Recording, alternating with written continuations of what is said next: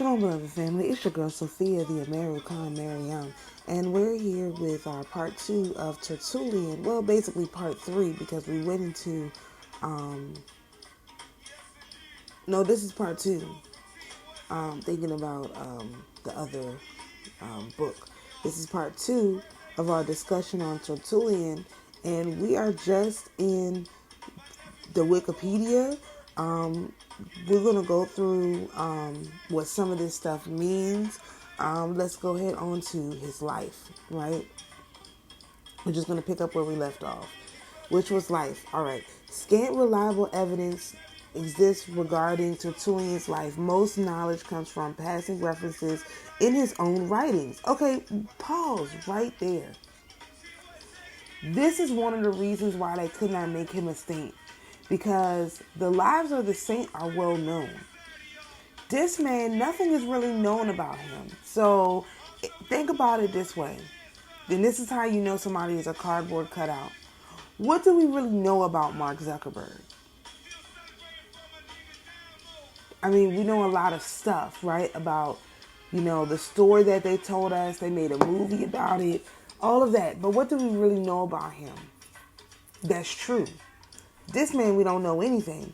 But what do we even know that's true? Not much. And so we have to think about, why is that? How is that even possible? That there's people out there who are so influential. Now, mind you, just up here, it said that he's the founder of Western theology, right? But we don't know nothing about him, just what he put in his work. All right, let's keep going. Roman Africa. Now, mind you, did you know there was a Roman Africa? This was the part where I said, if it'll let me click, it won't. This was the part, here we go, Roman Africa. This was the part where I really was like shocked. Was famous as the home of orators, and that influence can be seen in his writing style when it's archaisms or provincialisms, its glowing imagery, and its passionate temper. He was a scholar with an excellent education. He wrote at least 3 books in Greek. In them, he refers to himself, but none of them is extant, meaning he didn't write any books about himself. He didn't do a autobiography, right? Now, we haven't talked about Saint Justin, who is an apologetist, a canonized apologist for the Orthodox faith, not the Catholic faith. I did post some videos about that, but Saint Justin writes about himself. He gives his testimony of how he became who he was. That's one of the key factors in his thing, is that Saint Justin is able to differentiate himself from the other philosophers of his day, because he has studied a great deal of philosophies and was greatly educated, and still found the value in Christ. And also he was able to draw the parallels between the quote unquote pagan religions and give them a richness based on there being a savior, or Christ. Christ is a better term, based on there being a Christ. Because a lot of the this is really not the point for this right here, but I will say a lot of the quote unquote pagan religions, they had all of the Old Testament stories in them, like all of them. The only part they didn't have was the part of the Christ. And Saint Justin said that is what brings riches to religion, because you get all of this pain and suffering, and then you get a way for absolution. You get a clear path to follow to turn you back onto the right path. And that's what the Old Testament lacks. It lacks an answer. And so the Hebrew Israelite mind virus is literally giving people a religion to follow with no answer. There's no way out of it. There's your way out of it is saying, oh, God is going to come and destroy everything. But he gave absolution. So why does he have to come and destroy? And this is where I philosophically differ from most people. If there is a path towards absolution, which there is a path deliberately outlined within the Orthodox faith, what is the need to come and destroy everything? No, what will be destroyed are the things that go against the absolution provided for by the priesthood of Melchizedek, in my opinion. Now, you don't have to be, again, just so people understand, it is not my belief, I'm not proffering that you have to actually be an Orthodox person in order to get absolution, in order to get the fullness of the Christ. I'm not saying that. What I am saying is that it is an option for people who are incapable of developing a very robust and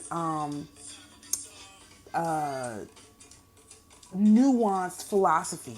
Because I understand that philosophy is not something that everyone can engage in. And therefore, that is why there is religion. As a philosopher, I can think about what people say and put it into context.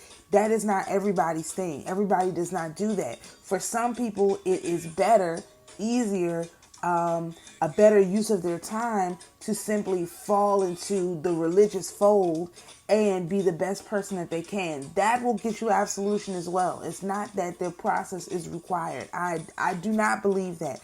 I don't believe that.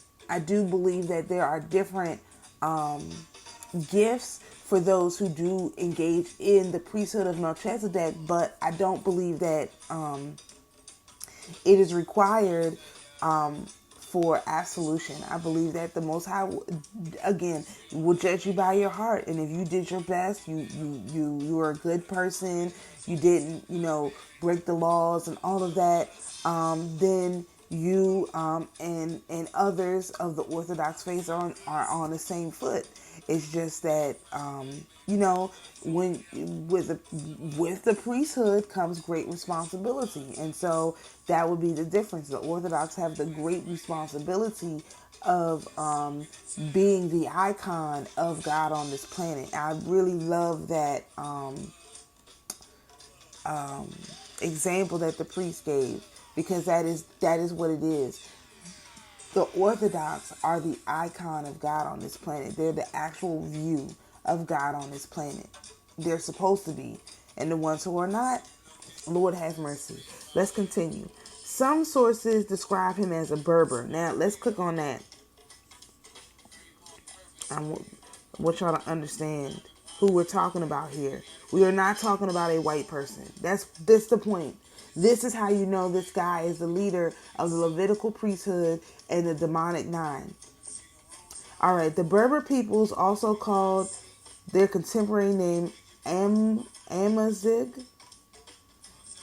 or Imazigh, like amazing, ridiculous, are a diverse grouping of distinct ethnic groups indigenous to North Africa who predate the arrival of Arabs and the Arab migration to the Maghreb.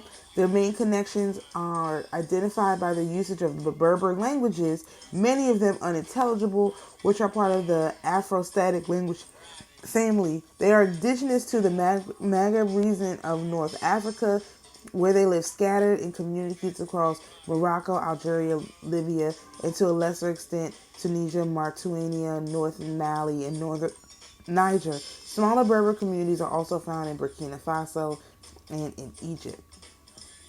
Descending from so basically we're talking about black people. That's the point I wanted to point out.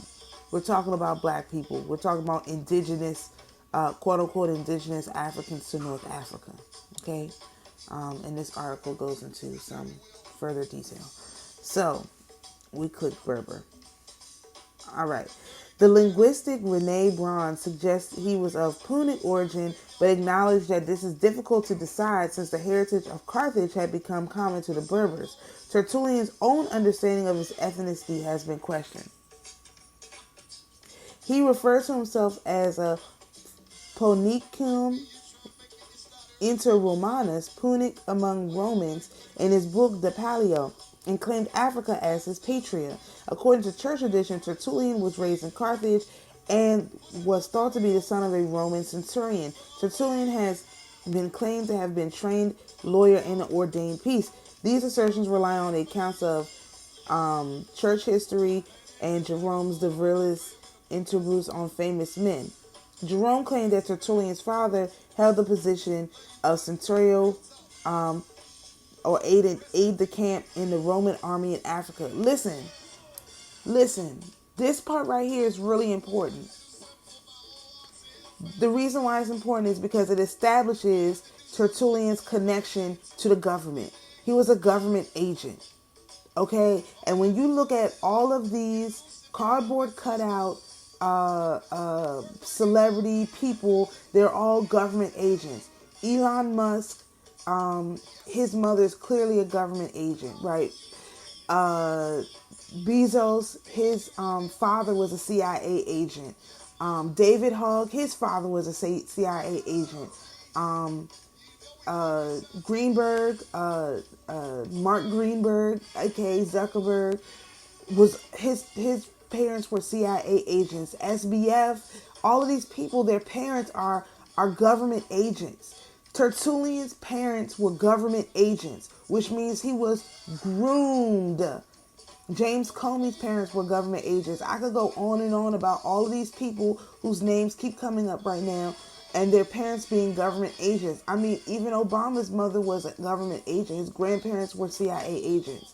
These were government agents. And whenever you see government agents in someone's lineage, direct lineage, not just low-level government agents, but like high aide de camp, a son of a centurion, that's a high-ranking person. That tells you that this person was groomed for this position. They were groomed for this. And Tertullian was groomed. If he was even one real person, which again, I believe that Tertullian is a collective. It's a Tertullian collective. That's why they got so many names. And also you can tell by how many names somebody has. How, you see over here, he's got all of these names, right? You can tell that's a person who has a high lineage. All my kids have 4 names. All of them. And my name is the longest name in history. So that's another symbol of wealth. That's, or high ranking people with all of these names. Okay. All right, let's keep going. Further, starting here. Come on, highlight. There we go. Further. Tertullian has been thought to be a lawyer based on his legal analogies and on an identification of him with jurist Tertullianus, who is quoted in Pandects. Although Tertullian used a knowledge of Roman law in his writings, his legal knowledge does not demonstrably exceed what could be expected from a sufficient Roman education. The writings of Tertullianus with somebody else, a lawyer from the same cognomen. So this is basically like probably one of his family members, right? Because you got all these people with the same names. Think of Tertullian as, Greenberg or something like that. Basically. Anyway, the writings of Tertullianus, a lawyer of the same cognomen, exists only in fragments and does not explicitly denote a Christian authorship. Finally, any notion of Tertullian being a priest is also questionable. In his extant writing, he never describes himself as ordained in the church and seems to place himself among the laity.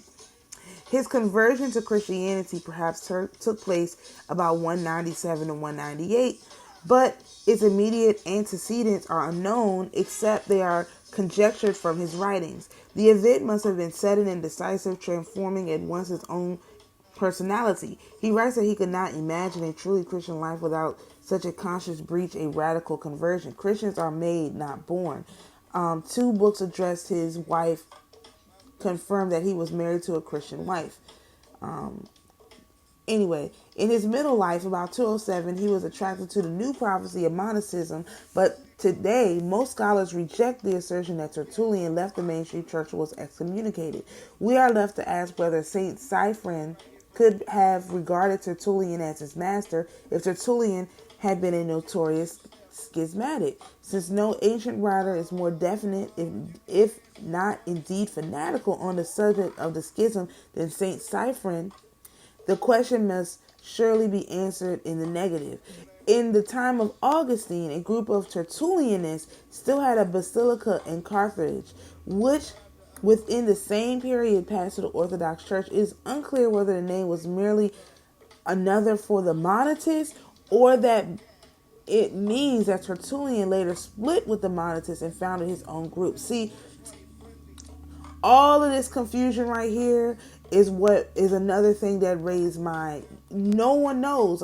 This is just like, how did Zuckerberg write the code for Facebook in college overnight? He didn't. He stole it from Michael McKibben. It was theft. It was theft. See, this is why I'm using Zuckerberg, because I want y'all to understand this is what these people do.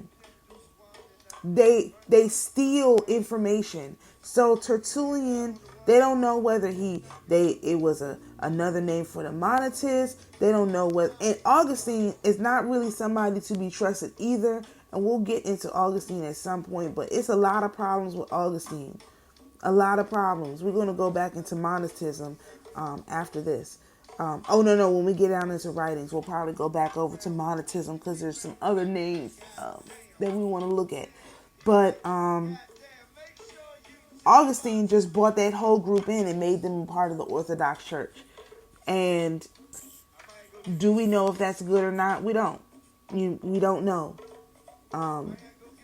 Anyway, Jerome says that Tertullian lived to old age, but by the doctrinal works he published, Tertullian became the teacher of Cyprian and the predecessor of Augustine, who became the chief founder of Latin theology. Okay, let's look at Cyprian, because I don't know exactly who he is.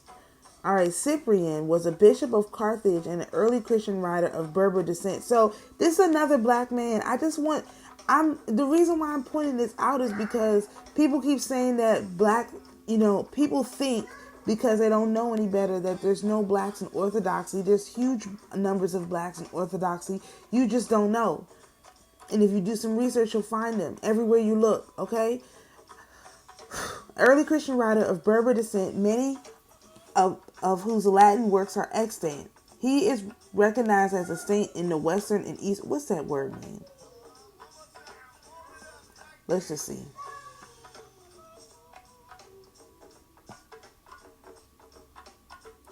Still existing. Okay, it just means it's still existing.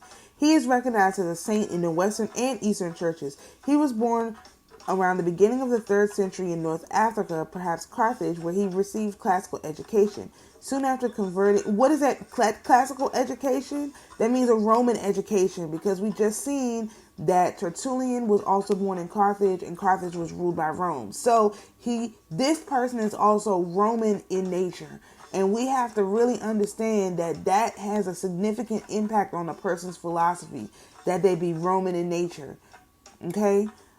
Soon after converting to Christianity, he became a bishop in 249, a controversial figure in his lifetime. His strong pastoral skills, firm conducting of the Novatanist heresy outbreak in the plague of Cyprian, named after him due to his description of it, and eventual martyrdom at Carthage, established his reputation and proved his sanctity in the eyes of the church. His skillful Latin rhetoric led to his being considered the preeminent Latin writer of Western Christianity until Jerome and Augustine. Let's look at this Novatan. All right. Novatanism was an early Christian sect devoted to the theologian Novatan. Okay, so listen. A lot of this stuff about charismatic leaders. These charismatic leaders came in, they had their own way of thinking, and they took chunks of the church with them. Just like in the Roman church now, Just like in the Protestantism, where you get these charismatic leaders, they come in and they take chunks of the church, okay? All right, let's look at what they held a strict view that refused readmission to communion and lapsy. Communion of lapsy, those baptized Christians who denied their faith or performed the formalities of ritual sacrifice to the pagan gods under the persecution sanctioned by the Emperor Decius in 250. The Church of Rome declared Novatus heretical following the letters of Saint Cyprian of Carthage, and Ambrose wrote against him. Novatism survived until the 8th century. Novatian theory is heavily influenced by Tertullian, who made heavy use of his writings, okay? And they got another. So Tertullian is literally the fruit from a poisonous tree. That's the point I want. Everywhere you look where there's schisms, you will find Tertullian, okay? Also makes him extremely powerful to use in terms of black magic.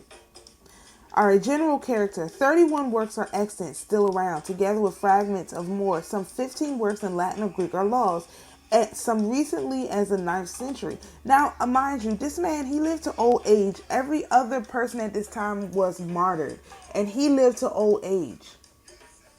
Okay? Every other person at this time was martyred, and he lived to old age. I'm going to keep saying that because that is a clear delineation between Tertullian and the saints. Even other saints who come from Roman backgrounds, like Saint Justin, their Roman backgrounds could not save them, and yet Tertullian's Roman background saved him, which is why he was not made a saint. Okay, if he was even one real person, which again, that is not what I'm saying. I don't believe that. All right, maybe I'll stop there before we get into the writings, because I don't want this video to be too long. So let's just sum this up. As far as his life is concerned, he was a black man. He believed, we didn't even get to what he believed. He was a black man. He was trained as a Roman, had a Roman education, and he had his own breakaway group. Monetism, as we discussed in our last video, is basically a breakaway group, and it, almost like an extremist group, but we don't really know what else they were doing because they don't really go into that in this article, but I can almost guarantee you that they were doing some form of black magic, because remember, let me scroll back up so you can see his face. He wants to remain unseen. Remember, the Orthodox Church is the legacy of the priesthood of Melchizedek, because their leader is Jesus. And Jesus was the high priest in the priesthood of Melchizedek, according to Hebrews 7. So what Tertullian did was basically, as a lay person, as a laity, a member of the laity, and perhaps he was training to be a priest, he got in there, he got all the secrets, right? And then he, with his, government backing, used those secrets to develop a philosophy that could easily be put on people, that people would easily fall into, they would easily fall for, and they would just go along with because of his charismatic training. Because the orators from Rome, the black men, were very charismatic, and they could convince you that what they were saying was true, even if it didn't make no daggone sense. That's what our brother did. If you don't think that Yeshua was a charismatic speaker, I'm telling you that's not the case. So they come in this same tradition of this charismatic thing, and so this was his life. And remember, Tertullian was a government agent. His father was a high-level ranking government office official, and therefore, and he don't even talk about his mother. And that's always suspect. When they leave a parent out and they don't even discuss the other parent, that tells you that that person was probably doing way more than, not even to mention who his mother is, not even to mention whether she was pagan or Christian, or He doesn't mention her in his writings. That is another huge red flag. So we hear all about his life, and we have no idea who his mother was. So, you know, that is a huge red flag as well. So we're going to continue on in this article. We'll do it in another video so that these videos are not too long. I hope everyone is enjoying learning about Tertullian, and I do request that you go and do your own research. Let the Holy Spirit speak to you directly so you can gain your own understanding. And so, Shalom, we'll see you in the next video.